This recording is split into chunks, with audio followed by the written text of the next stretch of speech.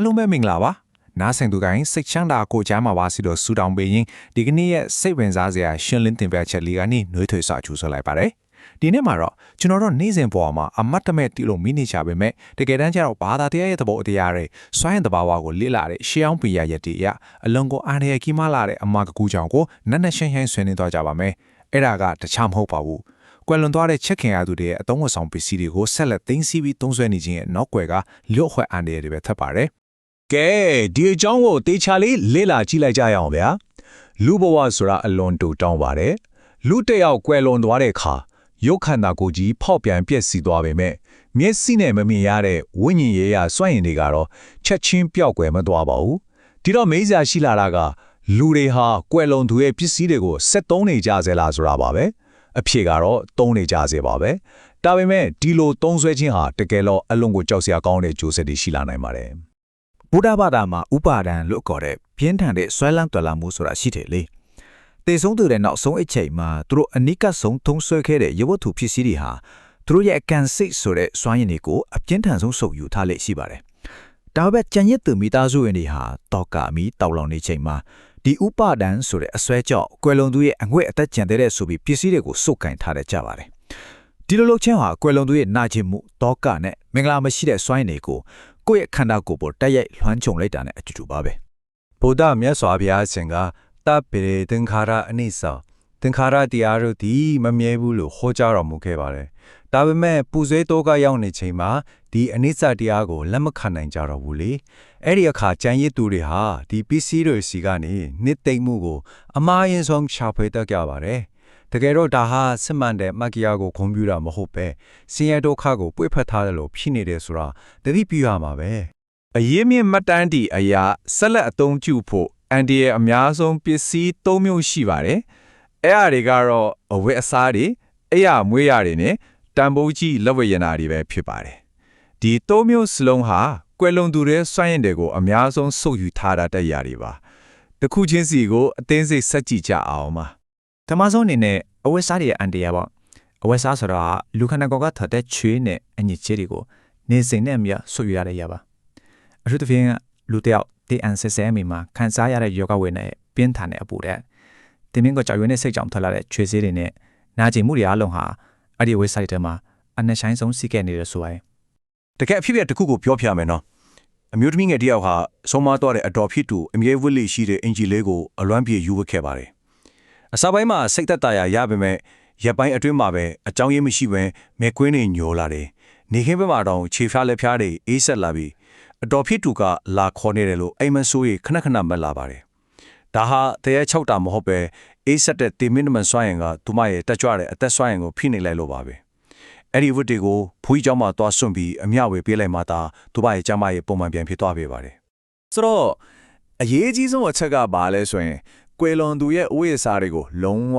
းဝပြန်မဝတ်ပါနဲ့ပစ္စည်းကောင်းသေးလို့နှမျောတယ်ဆိုပြီးမဝတ်ပါနဲ့အဲ့ဒီအစားတေချာရှော့ဖွပြီးလိုအပ်တဲ့သူတွေကိုလှူဒန်းလိုက်ခြင်းအပြင်အနုလက္ခဏာစွမ်းရင်ကိုကုသိုလ်အဖြစ်ပြောင်းလဲနိုင်ပါတယ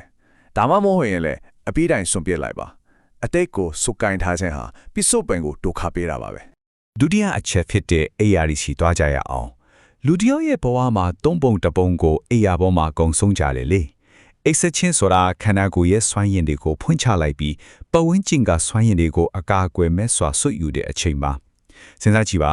ကွယ်လွန်သွားတဲ့သူဟာအဲ့ဒီအိယာကောင်မှာလာပေါင်းများစွာနာကျင်စွာလဲလျောင်းခဲ့ရတယ်ယောဂဝေဒနာကြောင့်ညှိတွားခဲ့ရတယ်ဆိုရင်အဲ့ဒီဆင်းရဲဒုက္ခစွမ်းရည်တွေကိုအိယာကအပြစ်အဝဆွတ်ယူထားမှအသေးချပါပဲဗုဒ္ဓဘာသာမှာသုတိစိတ်ဆိုတာကိုကြားဘူးကြမယ်ထင်ပါတယ်တေခါနီနောက်ဆုံးဖြစ်ပေါ်တဲ့စိတ်အခြေအနေဟာအလွန်ရေးကြီးပါတယ်အဲ့ဒီအချိန်မှာဖြစ်ပေါ်ခဲ့တဲ့ကြောက်ရွံ့မှု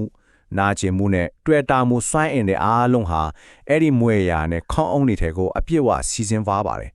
အဲ့ဒီအိယာမှာဝင်အိတ်တဲ့သူဟာဒီစွန့်အင်ရဲ့ရိုက်ခတ်မှုကိုတိုက်ရိုက်ခံရပါတော့တယ်ဥပမာအနေနဲ့အဘိုးဖြစ်သူရဲ့အိယာကိုအမွေရခဲ့တဲ့ဇနီးမောင်နှံရဲ့အဖြစ်ပျက်ကိုကြည့်ရအောင်သူတို့ဟာအဘိုးဆုံးထားတဲ့ကွတ်တင်မွေရာနဲ့ခေါင်းအုံးတွေကိုအသစ်မလဲပဲဆက်သုံးခဲ့ကြပါတယ်ရပ်ပိုင်းအတွင်းမှာပဲပြင်းထန်တဲ့အိမ်မပြောတဲ့ယောဂရလာတဲ့ညတန်းကောင်မှာရင်ဘတ်ပေါ်အလီကြီးဖိထားတယ်လို့ခံစားရသည်အခန်းထဲလေအေးတွေတိုက်နေတယ်လို့ခံစားရပါတယ်အကြောင်းရင်းမရှိဘဲရန်ဖြစ်လာကြပြီးစီးပွားရေးတွေပါကြောက်အဆင်လာခဲ့ပါတယ်အဲ့ဒီမွေရကိုလွင့်ပြက်လိုက်မှသာ သူတို့ဘဝလင်းအောင်ပြန်ရသွားခဲ့တာပါ ဒီနေရာမှာတတိထားရမှာကခိုင်မာတဲ့တစ်သားကုတင်တွေကိုတေချာစစ်ကြောတန့်စင်ပြီးပြန်သုံးနိုင်ပြီးမဲ့ရေမြုပ်နဲ့ချီသားလို့စုပ်ယူနိုင်စွမ်းရှိတဲ့မွေရနဲ့ခေါင်းတွေကတော့မင်္ဂလာမရှိတဲ့စွမ်းရည်တွေကိုအပြည့်အဝထိမ့်သိမ်းထားနိုင်တာကြောင့်လုံးဝဆက်မသုံးပဲဆွန့်ပေးရပါမယ်။ဒါဟာငွေကုန်ကြေးချများတယ်လို့ထင်ရပြီးမဲ့တကယ်တော့ကိုယ့်ရဲ့ကျန်းမာရေးနဲ့ကံကြမ္မာကိုကာကွယ်လိုက်ချင်ပါပဲ။ တတိယမျိုးအစားကတော့လက်ဝက်ရတနာတွေပါရွှေငွေနဲ့တန်ဖိုးကြီးကြောင်းမြတ်ရတနာတွေဟာလူတစ်ယောက်ရဲ့သွေးကြောခုံနှုံခန်းစားချက်နဲ့အသက်စွမ်းရည်တွေကိုနှစ်ပေါင်းများစွာအကောင်းဆုံးစုပ်ယူသိမ်းဆည်းနိုင်တဲ့တဘာဝအရာတွေဖြစ်ပါတယ်အထူးသဖြင့်လက်ထုကျွယ်မှာဝတ်တဲ့လက်စွပ်နဲ့ရင်ဘတ်အနီးမှာဝတ်တဲ့ဆွဲကြိုးတွေဟာပိုင်ရှင်တဲ့အသက်စွမ်းရည်နဲ့အနက်ရှိုင်းဆုံးထိတွေ့နေတာပါဒါဟာဘာကိုပြနေလဲဆိုတော့တက်ရှိလူသားတယောက်ရဲ့တီးတန့်စွမ်းအင်ဆက်ကွင်းနဲ့အမွေအားထားတဲ့လက်ဝက်ရတနာတွေမှာကြံရက်နေတဲ့တင်မင်းတမန်စွမ်းအင်တွေကြားကပြင်းထန်တဲ့ပဋိပက္ခကိုအထင်ထားမြင်တွေ့ရမှာပါ။ကွယ်လွန်သူဟာဒီပစ္စည်းတွေကိုပြင်းထန်စွာဆွဲလန်းခဲ့မယ်ဆိုရင်သူတို့ရဲ့စိတ်အငွေ့အသက်တွေဆက်လက်ကိန်းအောင်နေတတ်သည့်လက်ရှိဝတ်ဆင်သူရဲ့မူလစွမ်းအင်ကိုအကြီးကျယ်နှောင့်ယှက်ပါတော့တယ်။အရင်ကအလွန်အောင်မြင်ပြီးစီးပွားရေးအမြင်ရှိတဲ့သမီးတစ်ယောက်ဟာကွယ်လွန်သူမိခင်ရဲ့ရွှေလက်စွပ်ကိုအမတ်တရအနေနဲ့ဝတ်ဆင်ခဲ့ပါတယ်။အဲ့ဒီအချိန်ကစပြီးသူမရဲ့စီးပွားရေးဆုံးဖြတ်ချက်တွေဆက်တိုက်မာယွင်းပြီးငွေကြေးတွေအစုလိုက်အပြုံလိုက်ဆုံးရှုံးခဲ့ရပါတယ်။ဒီလိုစွမ်းရင်ဆက်ကွင်းတွေပฏิပကဖိမှုကြောင့်သူမဟာအမြဲတမ်းစိုးရိမ်ပူပန်ပြီးစိတ်လေးလာနေခဲ့ရပါတယ်။ဒါဟာတကယ်ကိုတတိထားစရာပါပဲ။ကဲဒီပြဿနာတွေတဲ့အကောင်းဆုံးဖြစ်ရှင်းနိုင်ကိုကြည့်ရအောင်။ကမ္မတက္ကတာသမာဓိထိဆိုတဲ့ဘုဒ္ဓဘာသာအယူဆဟာတတ္တဝါတွေဟာကိုယ်ကံနဲ့ကိုယ်သာလာကြတာဖြစ်တယ်ဆိုတာကိုနားလေသေးဟိုပါ။ချစ်ခင်ရသူတွေကိုဆုံးရှုံးရတာဝမ်းနည်းစရာမှန်ပေမဲ့ပစ္စည်းတွေကိုတွေ့တာနေခြင်းဟာကွယ်လွန်သူကိုတန်တရားမှာအနှောင်အဖွဲဖြစ်စေတယ်လို့ကြံရက်သူအတွက်လည်းမကောင်းတဲ့အနုလက္ခဏာစွမ်းရည်တွေကိုဖိတ်ခေါ်နေတာနဲ့အတူတူပါပဲလက်တွေ့ဘလို့လုံးမလဲဆိုတာစက်ကြည့်အောင်ဗျာအကယ်၍တိုင်ဘိုးကြီးလေးဝက်ရတနာတွေကိုမဖြစ်မနေသိမ်းထားခြင်းနဲ့ဆိုရင်နေ့စဉ်မဝတ်ဆင်သင့်ပါဘူးရေမွေးဒါမှမဟုတ်ပြည့်ရှင်နဲ့တိချာဆေးကြောတန့်စင်ရမယ်ပြီးရင်လုံကျုံတဲ့နေရာမှာတီးတန့်သိမ်းထားပါဒါအပြင်သီလစောင့်တည်ခြင်းတရားထိုင်ခြင်းတွေနဲ့အတူကွယ်လွန်သူကကုသိုလ်ပြုပမျှဝေပေးဖို့ကအလွန်ကိုရည်ကြီးပါတယ်ဗုဒ္ဓဘာသာမှာတော့ဣဒံမေညာတိနံဟောတုဒုက္ခိတာဟွန်တုညာတိယောလို့ဆိုပြီးကုသိုလ်အမြဝေလေးရှိပါတယ်လေစစ်မှန်တဲ့မတရားဆိုတာယောဂထုပစ္စည်းလေးပေါ်မှာမရှိပဲမေတ္တာတရားပေါ်မှာသာရှိပါတယ်ဒါကြောင့်ညီကုန်းချုပ်အနေနဲ့စဉ်းစားကြည့်ကြမေခွန်းတစ်ခုရှိလာပါတယ်စစ်မှန်တဲ့ဂုဏ်ပြုခြင်းဆိုတာယောဂထုတွေကိုစုပ်ကင်ထားခြင်းကလေးလာတာလားဒါမှမဟုတ်သက်ရှိရောကွယ်လွန်သူအတွက်ပါအလင်းရောင်ဖြစ်စေမယ်စိတ်ပိုင်းဆိုင်ရာကုသိုလ်ကောင်းမှုတွေကိုမျှဝေပေးခြင်းကလေးလာတာလားဆိုတာပါပဲစိတ်ဝင်စားစရာကောင်းတဲ့ဒီကနေ့ရဲ့တင်ပြချက်ကိုအဆုံးထိလိုက်ပါကြည့်ရှုပေးတဲ့အတွက်ကျေးဇူးအများကြီးတင်ပါတယ်ဗျာ